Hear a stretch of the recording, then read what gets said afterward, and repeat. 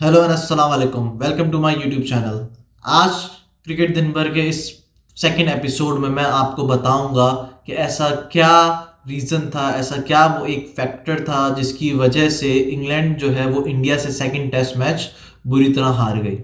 इसके अलावा और भी इंटरेस्टिंग न्यूज़ हैं, तो उन सब न्यूज़ को जानने के लिए इस वीडियो के एंड तक आप लोगों को जुड़े रहना है। और अगर आप लोगों को ये वीडियो पसंद आए तो इस वीडियो को लाइक ज़रूर करिएगा, शेयर करिएगा और मेरे चैनल को सब्सक्राइब ज़रूर करिएगा।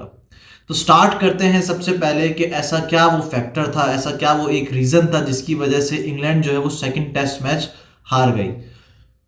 बहुत से लोग आपको बोलेंगे कि भाई रोहित शर्मा की बहुत ही एक्सेप्शनल कैप्टनसी थी जिसकी वजह से इंडिया ने जो है वो इंग्लैंड को हरा दिया। कुछ लोग आपको बोलेंगे कि जसप्रीत बुमराह उसकी जो परफॉर्मेंस थी, इन टोटल 9 विकेटें जसप्रीत बुमराह ने ली है इस ओवरऑल सेकंड टेस्ट मैच में, तो उसकी परफॉर्मेंस को हाईलाइट करेंगे कि जसप्रीत बुमराह एक ऐसा फैक्टर था जिसकी वजह से इंग्लैंड जो है वो बुरी तरह हार गई। कुछ लोग आपको बोलेंगे कि भाई जो जायसवाल की डबल सेंचुरी थी और शुभमन गिल की जो सेंचुरी थी, वो दो ऐसे रीजंस हैं जिसकी वजह से इंडिया जो है वो इंग्लैंड को हराने में कामयाब रही। कुछ लोग आपको ये भी बोलेंगे कि भाई टॉस ने ही ये टेस्ट मैच जो है डिसाइड कर दिए, जो कि मैं पर्सनली समझता हूँ कि गलत नहीं होगा। पास्ट जो हमारे पास जितना डेटा अवेलेबल था उसके अकॉर्डिंग अगर हम देखें तो yes, it was a factor. जिस जिस टीम ने यहाँ पर फर्स्ट बैटिंग करी है उसने हमेशा से एक बड़ा टोटल दिया है और वो टीम जो है वो जीती है। ये जितने भी मैंने आप लोगों को फैक्टर्स बताए, जितने भी मैंने आप लोगों को रीजंस बताए, चाहे रोहित शर्मा की कैप्टनसी हो, चाहे जसप्रीत बुमराह हो, चाहे जायसवाल या गिल हो, चाहे टॉस का फैक्टर हो, ये सारे फैक्टर्स, यस, ये रीजन जरूर थे जिसकी वजह से इंडिया जो है वो इंग्लैंड को हरा सका और इंग्लैंड जो है वो इतनी बुरी तरह उसको ये एक हार का सामना करना पड़ा अगेंस्ट इंडिया के। लेकिन एक ऐसी चीज है जिसको बहुत से लोगों ने इग्नोर कर दिया या ज्यादा उसके ऊपर बात नहीं करी है। एक ऐसा फैक्टर है जिसने टीम इंग्लैंड को पहले ही इस सेकंड टेस्ट मैच के स्टार्ट होने से पहले ही हरा दिया था। एक ऐसा फैक्टर जिसने इंग्लैंड टीम को कभी भी इस मैच में आने नहीं दिया, वो फैक्टर था इंग्लैंड टीम का ओवर कॉन्फिडेंस। यही इंग्लैंड टीम जब इस टेस्ट मैच का स्टार्ट होने वाला था, जब ये सीरीज स्टार्ट होने वाली थी इंग्लैंड वर्सेस इंडिया की, तो बहुत से लोगों ने इंग्लैंड को क्रिटिसाइज किया। बहुत से लोगों ने बेन स्टोक्स की अप्रोच को, जब उसने एक से फास्ट बॉलर मार्क वुड के साथ वो गया, उसको क्रिटिसाइज करा। किसी ने भी इंग्लैंड को एज अ फेवरेट जो है वो नहीं कंसिडर किया था इस सीरीज से पहले। इनफैक्ट जब ये सीरीज स्टार्ट हो भी गई थी, जब टीम सामने आ भी गई थी, तब भी इंडिया को जो है वो फेवरेट कहा गया था। तब इंग्लैंड के प्लेयर्स की तरफ से, उनके कोच कोच की तरफ, ब्रेंडन मैकलम की तरफ से, बेन स्टोक्स की तरफ से या बाकी जितने भी प्लेयर्स हैं उनकी तरफ से काफ़ी स्टेटमेंट्स आई जिसको मैंने और हम सब ने बहुत ज़्यादा हाईली रेट किया। स्पेशली जब वो फर्स्ट टेस्ट मैच जीत गई, सब ने उसकी अप्रोच की तारीफ करी, उसकी कैप्टनसी की तारीफ करी, बेसबॉल की तारीफ करी। उनकी इनका एक माइंडसेट था कि हम इंडिया को हराने के लिए आए हैं। हमने मार्क वुड ने जैसे एक स्टेटमेंट दी थी कि हमने इंडिया को मजबूर कर दिया ये सोचने पर कि हम यहाँ पर जीतने के लिए आए हैं। उन्होंने इंडिया में आने से पहले यूएई में, अबू धाबी में प्रैक्टिस भी करी थी, और ताकि किस तरह से स्पिनर्स को काउंटर करना है, स्वीप की, रिवर्स स्वीप की, उसके ऊपर काफ़ी बातें करी। पूरी पूरी स्ट्रेटजीज उन्होंने आकर मीडिया पे शेयर करी, जिससे ये दिखाया कि वो बहुत ही ज़्यादा कॉन्फिडेंट थे, बहुत ही ज़्यादा उन्होंने होमवर्क किया हुआ है और वो वाकई जीतने के लिए आए हुए हैं और टीम इंडिया को, रोहित शर्मा को, राहुल द्रविड़ को टफ टाइम दे सकते हैं। प्लस विराट कोहली का ना होना, उसके बाद केएल राहुल का इंजर्ड हो जाना, जडेजा का इंजर्ड हो जाना, वो एक बहुत बड़ा सेटबैक और फेस करना पड़ा था इंडिया को जब सेकंड टेस्ट मैच स्टार्ट होने वाला था। तो मैंने आप लोगों को जैसे प्रीवियस वीडियो में भी बताया था कि ये पूरी जो इंडियन टीम है, चाहे आप जितने भी बैटर्स हैं उनको भी इंक्लूड कर लें, यानी सारी पूरी 11 के 11 खिलाड़ियों को अगर आप उनके टोटल रन्स कंसीडर करें तो मिलाकर कुछ 10,000 रन्स हो रहे हैं। और जो रूट के अकेले ही अराउंड 11,000 रन हैं। तो इससे ये आपको क्लियर हो जाता है कि कितनी स्ट्रॉन्ग और कितनी एक्सपीरियंस इंग्लैंड की बैटिंग लाइनअप थी इन कंपैरिजन इंडिया की इनएक्सपीरियंस बैटिंग लाइनअप, जिसमें जायसवाल जो है वो अपना सेकंड टेस्ट मैच खेल रहा था, गिल की जो फॉर्म नहीं लगी हुई थी, रोहित शर्मा की फॉर्म नहीं है, अय्यर की फॉर्म नहीं है, विराट कोहली नहीं है, केएल राहुल इंजर्ड हो गया, जडेजा इंजर्ड हो गया। जडेजा ऐसा प्लेयर था जिसकी सेकंड हाईएस्ट एवरेज है in India against spinners, especially अगर मैं इंडिया की बात करूं तो वो as a batter, as an allrounder, वो एक बहुत बड़ा सेटबैक था इंडिया के लिए। तो कितनी इनएक्सपीरियंस इंडियन बैटिंग लाइनअप है। और ओवरऑल अगर मैं टीम की बात करूं तो सिर्फ बॉलिंग इंडिया की, यस उनका उसका एक्सपीरियंस है, बट ओवरऑल इंडिया की अगर बात करें तो इन कंपैरिजन इंग्लैंड ज्यादा हावी था, स्पेशली अगर जब फर्स्ट टेस्ट मैच जीत गए। लेकिन मैं क्यों बोल रहा हूं कि ओवर कॉन्फिडेंस जो था एक मेन रीजन था इंग्लैंड का, क्योंकि जब वो फर्स्ट टेस्ट मैच जीत गए उसके बाद एक दो ऐसी स्टेटमेंट्स आई इंग्लैंड की तरफ से जो मुझे उस टाइम तो लगा कि यार नहीं ये कॉन्फिडेंस है, बट जब मैंने उस पर थोड़ा सोचा, एनालाइज किया और जिस तरह की परफॉर्मेंस आज दी इंग्लैंड ने, उससे मुझे ये क्लियर हो गया कि यार वो शायद भूल गए कि कॉन्फिडेंस और ओवर कॉन्फिडेंस के बीच में एक थिन लाइन होती है। उन्होंने वो थिन लाइन वो शायद भूल गए, उन्होंने वो क्रॉस कर दी, जिसका नुकसान उन्हें ये सेकंड टेस्ट मैच की हार में उन्हें मिला। 398 रन्स इंडिया ने टोटल टारगेट स्कोर किया, 399 का टारगेट था। इंग्लैंड की बैटिंग को देखकर मैं पर्सनली नहीं समझता था कि इंग्लैंड ये टारगेट चेस नहीं कर सकता था। इनफैक्ट राहुल द्रविड़ ने अपनी स्टेटमेंट, अपनी प्रेस कॉन्फ्रेंस में भी कहा कि हम और ज्यादा रन स्कोर कर सकते थे, हम शॉर्ट थे। और इंग्लैंड की जिस तरह की बैटिंग थी, जिस तरह इंग्लैंड फर्स्ट टेस्ट मैच जीता था, मैं पर्सनली समझ रहा था कि इंग्लैंड ये टेस्ट मैच जीत सकता है, क्योंकि ऐसा नहीं था कि 399 जो है अनअचीवेबल टारगेट था। अगर आप आज का स्कोर कार्ड निकाल कर देखो तो आज भी उनके हर प्लेयर को स्टार्ट मिला है, हर प्लेयर ने एक अच्छा स्टार्ट किया, लेकिन कोई भी उसे कैपिटलाइज नहीं कर सका सिवाय जैक क्रॉली के, जिसने कुछ 70 ऑड रन्स ने स्कोर किए। उसकी भी एक कंट्रोवर्सी हुई जिसपे बेन स्टोक्स ने कहा कि टेक्नोलॉजी जो है उसने अपना एक प्रॉपर रोल प्ले नहीं करा और उसने एक डिसअपॉइंटमेंट शो करी कि वो गलत डिसीजन था, गलत आउट था। मैं अभी इस कंट्रोवर्सी के ऊपर, इस स्टेटमेंट के ऊपर नहीं आता हूं। मैं एक सेकंड के लिए मान लेता हूं कि ठीक है, आपको बेनिफिट ऑफ डाउट नहीं मिला, गलत आउट दे दिया, ठीक, बट बाकी जो प्लेयर्स थे उन्होंने क्या करा, आपने क्या करा? जब आपकी बाकी हर प्लेयर को स्टार्ट मिला इस पिच पे, सिंपल था, आप बॉल को पुराना होने देते, बैटिंग ऑटोमेटिकली इजी हो जाती। आपको चाहिए था बस थोड़ा टाइम स्पेंड करो, बट क्योंकि आपका एक ईगो था कि हमने प्रूव करना है या हम उसी तरह खेलेंगे जैसा हम हमेशा खेलते आए हैं, बेसबॉल। मुझे याद है मैंने अपनी प्रीवियस वीडियो में आपको बताया था कि जेम्स एंडरसन ने कहा कि भाई, जब ब्रेंडन मैकलम से हमारी बात हुई तो उसने कहा कि भाई 600 रन का भी टारगेट होगा तो हम कोशिश करेंगे कि हम 60 से 70 ओवर में उसको चेस कर लें, जो कि कहने सुनने के लिए तो बहुत अच्छा लगता है कि यार कितनी स्ट्रांग टीम है, उनका माइंडसेट देखो। But at the same time आपको ये भी कंसिडर करना चाहिए कि इंडिया कोई छोटी टीम नहीं है। इंडिया की बैटिंग लाइनअप, यस वो इनएक्सपीरियंस है, बट बॉलिंग लाइनअप इनएक्सपीरियंस नहीं है।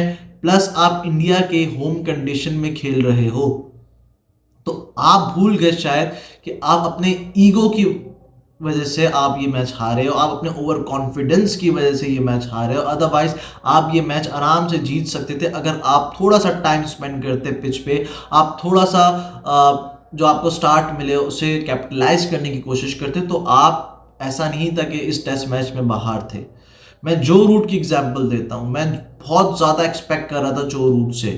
मैंने प्रीवियस वीडियो में भी कहा था कि जो रूट की फॉर्म अभी तक, मतलब वो उस जो रूट ने अभी तक उस तरह से रन स्कोर नहीं करे, उसको स्टार्ट जरूर मिले थे बट वो कैपिटलाइज नहीं कर सका।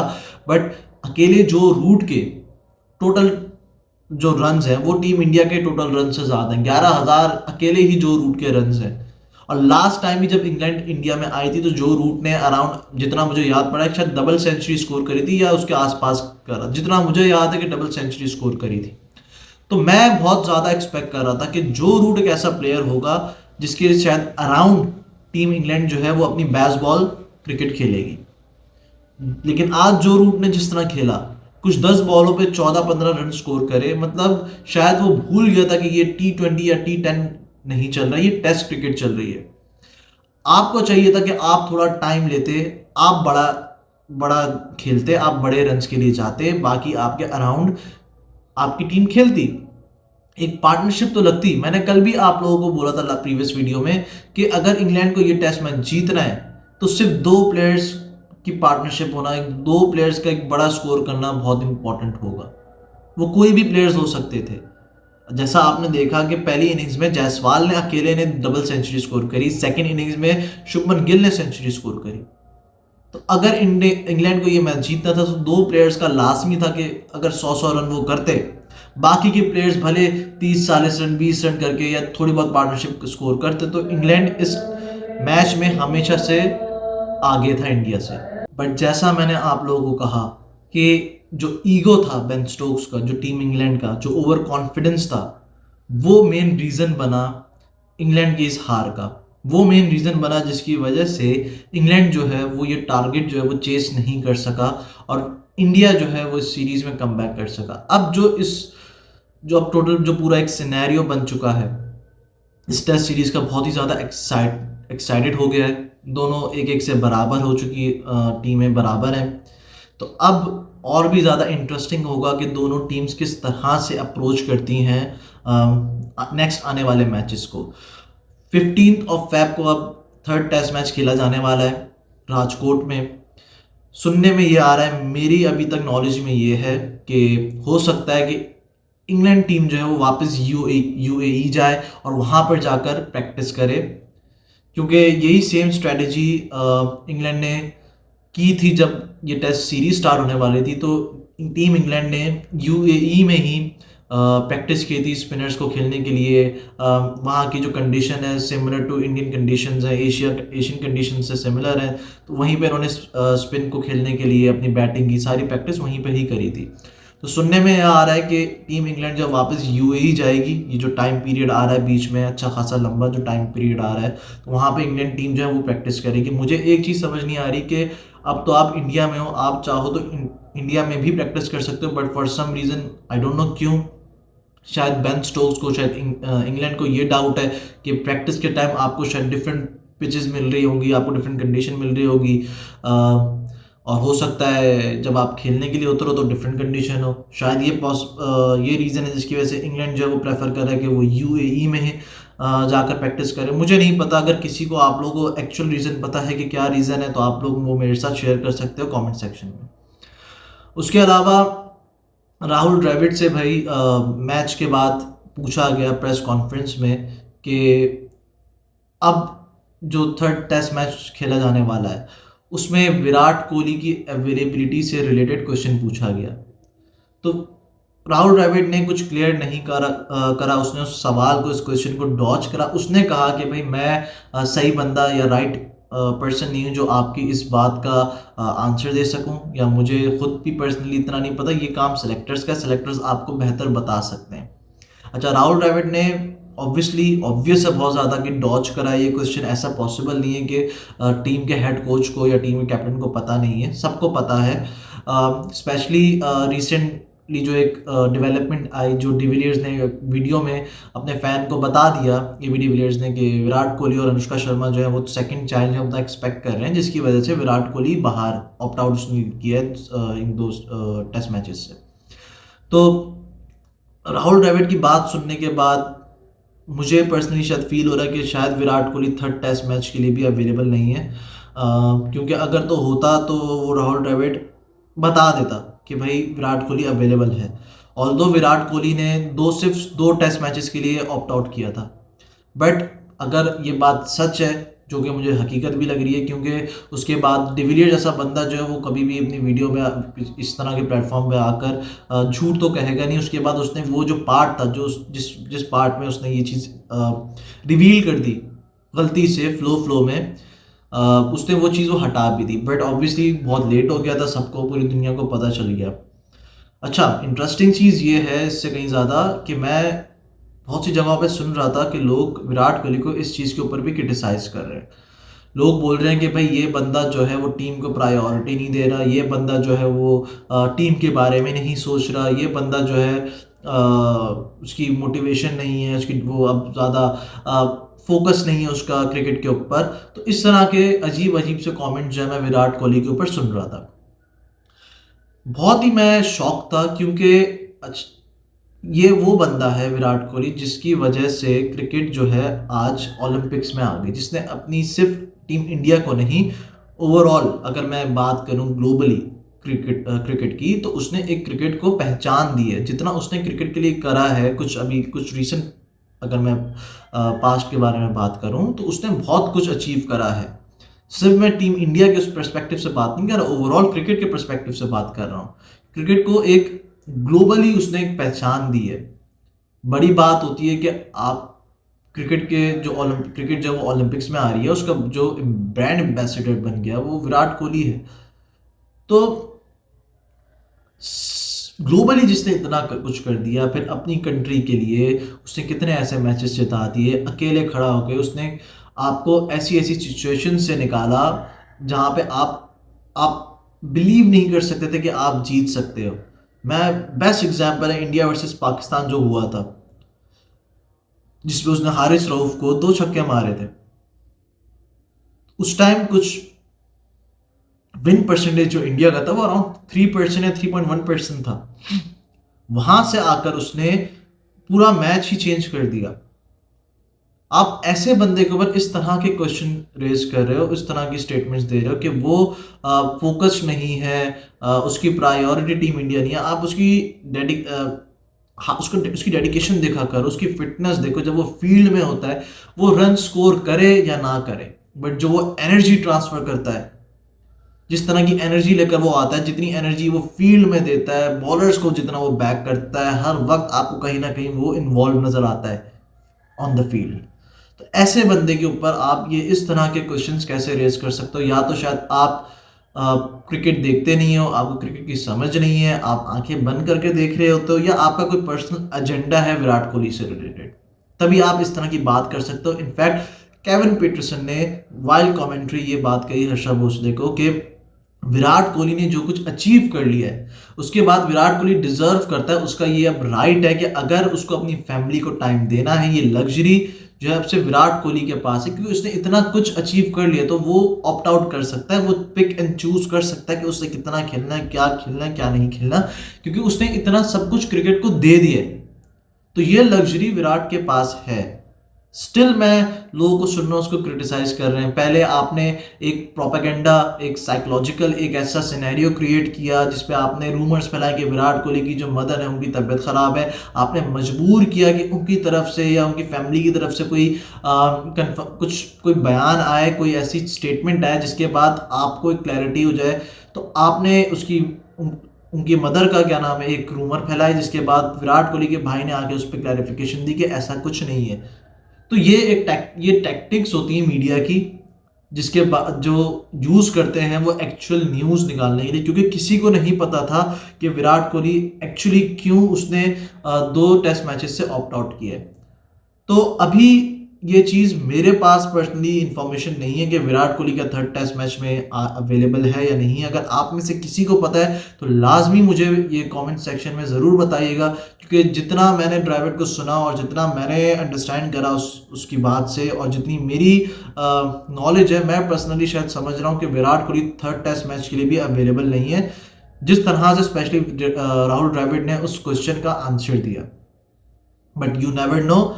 पर्सनली मेरे पास यही नॉलेज है, और मुझे पर्सनली ये लगता है कि Virat Kohli 3rd test match में अवेलेबल नहीं होगा। ऑल्दो केएल राहुल की अवेलेबिलिटी है 3rd टेस्ट मैच में, तो केएल राहुल वापस आ रहा है। प्लस जसप्रीत बुमराह पे बताया कि जसप्रीत बुमराह को 3rd टेस्ट मैच में रेस्ट देने का डिसीजन लिया गया, और हो सकता है और मोहम्मद सिराज जो है वो हो सकता है उसको रिप्लेस करना। ऑब्वियसली वो कह सकता है यही होगा कि मोहम्मद सिराज जो अवेलेबल है और वो अब जसप्रीत बुमराह की जगह खेलेगा। ये एक टफ कॉल हो सकती है इंडिया के लिए, क्योंकि जिस तरह की परफॉर्मेंस जसप्रीत बुमराह दे रहा था, nothing to take away Mohammed Siraj अच्छा बॉलर है, बट जो इम्पैक्ट बुमराह लेकर आता है, जो एक्सपीरियंस बुमराह के पास है, वो हर कंडीशन में, आप उसको किसी भी कंडीशन में खिला लो, डिस्पाइट पिच कैसी है, कौन सा ग्राउंड है, कहाँ पे मैच खेला जा रहा है, क्या कंडीशंस है, बुमराह आपको परफॉर्म लाजमी करके देता है। बुमराह एक एक्सेप्शनल टैलेंट है। तो ये एक बहुत टफ कॉल थी, ऑल्दो ये एक्सपेक्टेड भी था क्योंकि ऑलरेडी 2 मैचेस बुमराह ने खेल लिए थे, आगे आईपीएल आने वाला है, फिर वो इंजरी के बाद से आ रहा है, पूरा उसने वर्ल्ड कप खेला है अभी, तो ये एक्सपेक्टेड था कि बुमराह को रेस्ट देना ही देना है। इनफैक्ट शोएब अख्तर का भी ये मैं कहीं सुन रहा था कि शोएब अख्तर ने भी ये चीज़ बोली है कि ये गलती मत करना कि आप बुमराह को सारे के सारे टेस्ट मैचेस खिलाओ। और मज़े की चीज़ ये है कि इंडिया जो है ये चीज़ अफोर्ड भी कर सकता है क्योंकि उनके पास बैक एंड में बॉलर्स इस तरह से हैं। मोहम्मद शराज है, अभी शामी इंजर्ड है, अदरवाइज शमी भी अवेलेबल था। तो इंडिया ये चीज़ अफोर्ड कर सकता है। अनलाइक हमारी टीम पाकिस्तान, हमने पहले नसीम शाह को रगड़ा, उसको रगड़ते गए जब तक वो पूरी तरह से टूट ना गया, पूरी तरह से उसे इंजरी ना हो गई, वो बाहर ना हो गया, हमने उसको रगड़ दिया।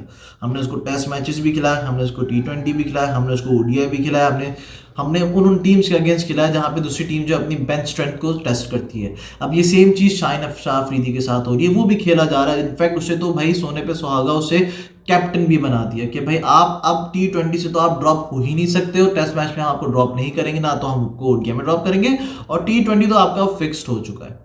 अभी शाहीन अफरीदी पीएसएल खेलेगा, अभी वो लीग में खेल रहा है, कब वो रेस्ट करेगा, कब उसकी किस तरह से उसकी पेस वापस आएगी। मतलब जुनैद खान ने, मैं जुनैद खान की वीडियोस देख रहा था, उसमें उसने एक्सप्लेन करा कि भाई इंजरी के बाद से शाहीन अफरीदी की बायोमैकेनिक्स में क्या क्या फॉल्ट्स आ गए जिसकी वजह से शाहीन अफरीदी अपनी पेस जो है वो वापस नहीं रिगेन कर पा रहा। इनफैक्ट मोहम्मद आमिर जो इस वक्त शाहीन अफरीदी का एज अ को पार्टनर बना हुआ है बॉलिंग में, उसने कहा कि भाई शाहीन अफरीदी का पेस वापस आ जाएगा, उसे रेस्ट करने की बहुत ज़रूरत है। बट शाहीन अफरीदी ना तो वो समझ रहा है, ना तो हमारा क्रिकेट बोर्ड समझ रहा है, ना हमारे क्रिकेट चलाने वाले लोग या सीनियर्स, कोई ये बात नहीं समझ रहा। अब वो जब तक खेलता रहेगा जब तक वो पूरी तरह बैट पर ना आ जाए। जो सेम चीज़ हमने नसीम शाह के साथ करी, वो सेम चीज़ हम वापस शाहीन अफरीदी के साथ कर रहे हैं। और फास्ट बॉलर्स के लिए बहुत मुश्किल होता है, एक बार उन्हें मेजर इंजरी हो जाए तो बहुत ज़्यादा मुश्किल होता है फास्ट बॉलर्स का वापस आना। हमने ये बुमराह के केस में भी देखा है, बुमराह भी कुछ साल बाद वापस आ रहा था, तो बहुत मुश्किल होता है कि एक फास्ट बॉलर वापस आए और वापस अपना वो रिदम पकड़े, तो बहुत मुश्किल होता है। तो आई डोंट नो कि हमारी टीम का क्या इस पर अप्रोच होगी, बट इंडिया ये चीज़ अफोर्ड कर सकता है और इसलिए ये एक्सपेक्टेड भी था कि जसप्रीत बुमराह को रेस्ट दिया जाएगा क्योंकि वो ऑलरेडी 2 टेस्ट मैचेस खेल चुका है।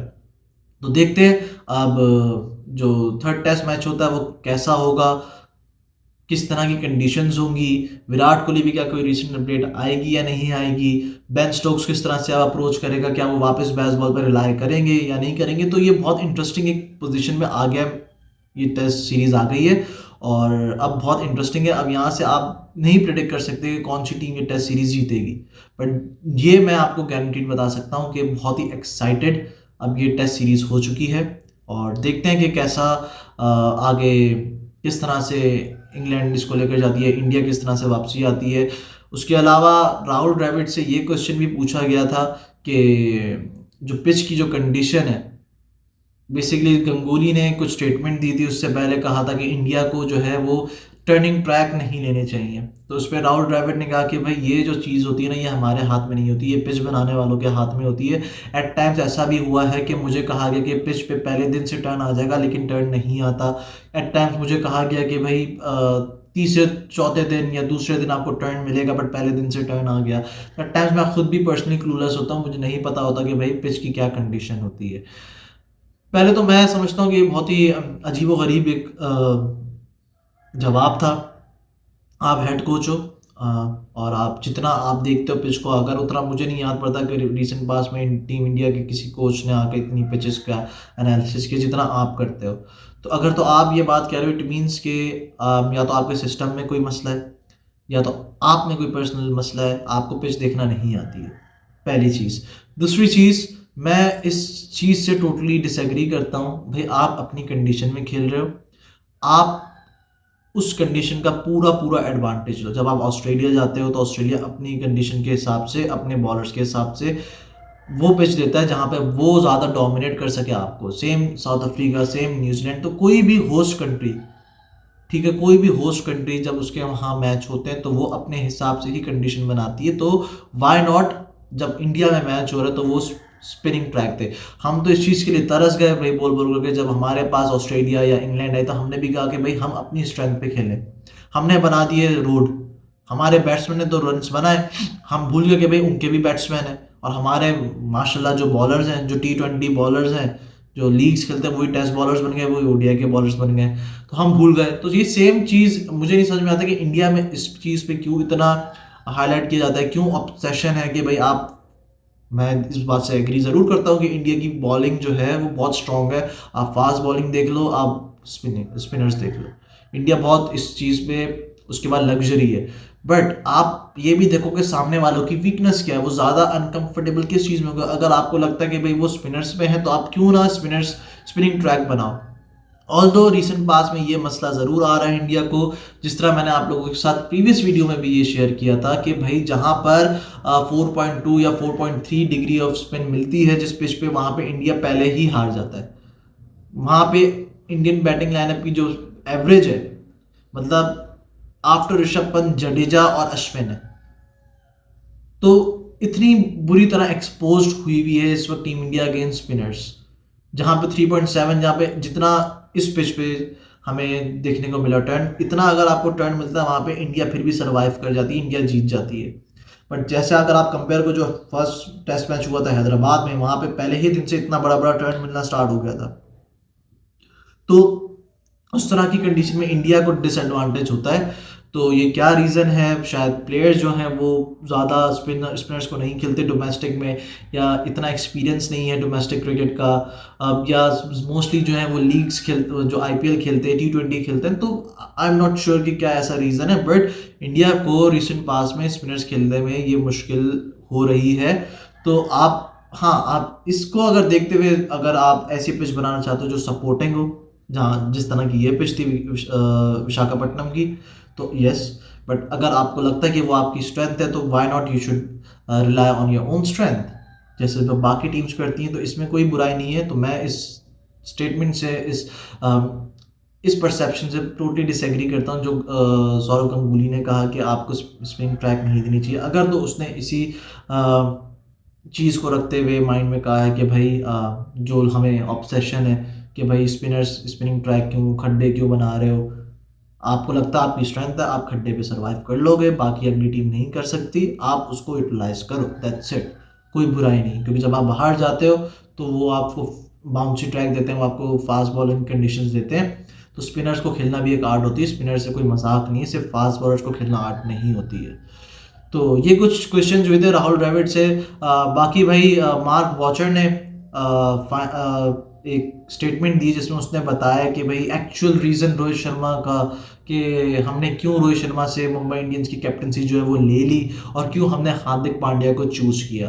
भाई उसने कहा कि भाई कोई पर्सनल ऐसा एजेंडा नहीं था, कोई पर्सनल इश्यूज नहीं थे, क्रिकेटिंग रीजंस की वजह से हमने ये डिसीजन लिया as a team, as a franchise के हम जो है अब हार्दिक पांड्या को ये कैप्टनसी दें, क्योंकि हम चाहते हैं कि रोहित शर्मा जो है अब एज अ बैटर हम उसे ज़्यादा यूटिलाइज करें। प्लस जो टीम है हमारी वो इस वक्त अब एक ट्रांजिशन फेज में जा रही है, नई टीम बन रही है, नए फेसेस आ रहे हैं, तो एक नया बंदा उसे लीड करे।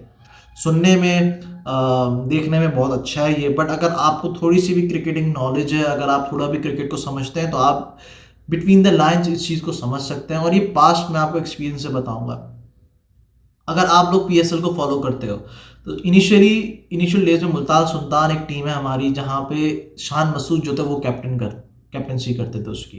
कोई बुरी परफॉर्मेंस नहीं थी शान मसूद की, एज अ बैट्समैन भी, एज अ कैप्टन भी। आई बिलीव फर्स्ट सीजन में ही उन्होंने फाइनल या सेमीफाइनल के लिए क्वालिफाई करा था।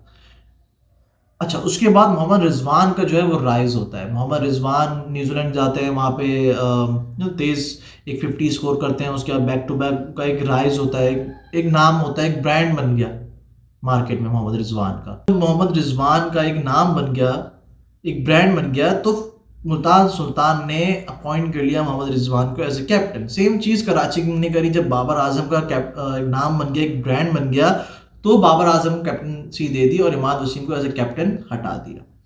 क्यों मैं इस चीज़ से रिलेट कर रहा हूँ, क्योंकि आपको ये चीज़ समझनी चाहिए कि एक प्लेयर की ब्रांड वैल्यू होती है, एक एक फ्रेंचाइज की अपनी उस प्लेयर्स के साथ एक वैल्यू इंक्रीज हो जाती है जब उस फ्रेंचाइज का प्लेयर, या तो जब वो इंटरनेशनल साइड पे खेल रहा होता है, प्लस अगर वो कैप्टन है।